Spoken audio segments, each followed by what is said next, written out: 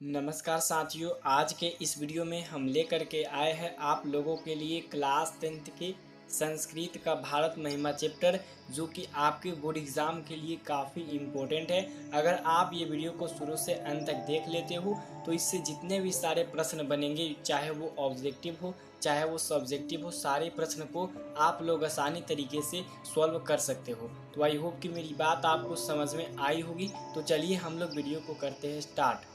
दोस्तों, हम लोगों का देश भारतवर्ष है, ऐसा सभी जगह प्रचलित है और इसकी महिमा का गायन सभी जगह पे होता है। और इस पाठ में दो पद है। पहला पद जो है वो विष्णु पुराण से संकलित है और दूसरा जो पद है वो भागवत पुराण से संकलित है। तो आई होप कि ये धीरे धीरे सारे प्रश्न आपको समझ में आ रहे होंगे। तो दोस्तों, इसमें जो दो पद है उसी के बारे में आज हम अध्ययन करेंगे और बेसिक से एडवांस तक जानेंगे। तो हम लोगों का जो भारत देश है उसके प्रति हम लोगों को एक देशभक्ति होनी चाहिए। हम लोगों को अपने देश से, अपने राष्ट्र से प्रेम करना चाहिए। तो आइए हम लोग पद को पढ़ते हैं। तो पहला पद में यहाँ पे कहा गया है कि भारत एक महान देश है और इसकी गीत जो है वो देवता भी गाते हैं और निश्चय वे पुरुष धन्य होगा जो स्वर्ग और मोक्ष को प्रदान करने वाली जो भूमि है भारत, उसके द्वितीय के रूप में विद्यमान है।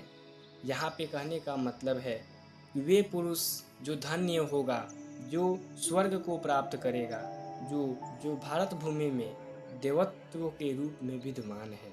ठीक है, यहाँ पे दूसरा कहा गया है, हे ऐसा क्या किया जाए कि इस शोभनीय भारत भूमि में फिर जन्म हो, जो श्री हरि की पूजा करने योग्य है, उनकी प्रसन्नता और इच्छा प्राप्त करते हैं, वही यहाँ जन्म प्राप्त करते हैं।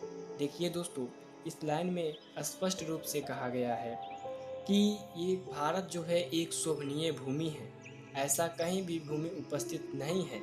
और यहाँ पे जन्म लेने वाले जो होते हैं वो श्री हरि की पूजा करते हैं और उन्हें खुश करते हैं ताकि वो फिर से इसी भारत भूमि में जन्म ले सके। आइए उसके बाद कहा गया है, यह प्रसिद्ध भारतवर्ष सदा निर्मल ममतामयी मातृभूमि है। ये जो भारतवर्ष है वो हमेशा निर्मल है, ममतामयी है और भारत भूमि है। और यहाँ धर्म जाति के भेद में हीन लोग एकता के भाव को धारण करते हुए रहते हैं। इस लाइन में कहा गया है कि यहाँ के जो लोग होते हैं वो एकता के भाव में रहते हैं और भेदभाव नहीं करते हैं। और अगर स्टेट में देखा जाए तो बहुत भेदभाव होता है, लेकिन हमारे भारत में थोड़ा कम होता है। आइए इसके बाद, हम लोगों का भारत भूमि विशाल है, रमणीय है, शुभ है, भव्य है, ऐश्वर्या जैसी है। यह सागरों से, पर्वतों से, नदियों से धारण करने से सदा सेवित है। दोस्तों, एक भारत एकमात्र ऐसा देश है जिसमें 7 धर्म के लोग रहते हैं और सभी लोग मिलजुल कर एकता के भाव से रहते हैं। तो दोस्तों, और ये जो भारत है इसके पास सभी चीज़ें उपस्थित है, पानी हो के या फिर सागर हो के, झरना हो के, तालाब हो के, सारे चीज़ उपस्थित है। उसके बाद, यह भारत हम लोग के द्वारा सदा पूजनीय योग्य है। कहा गया है ये जो भारत है वो हम लोग के द्वारा सदा पूजनीय है। यह संसार का गौरव है और तथा शोभनीय है। ये संसार का गौरव है, पूर्ण है, शोभनीय है, सभी जनों की हमेशा आकर्षण योग्य आदर्श रूप देशभक्ति होना चाहिए।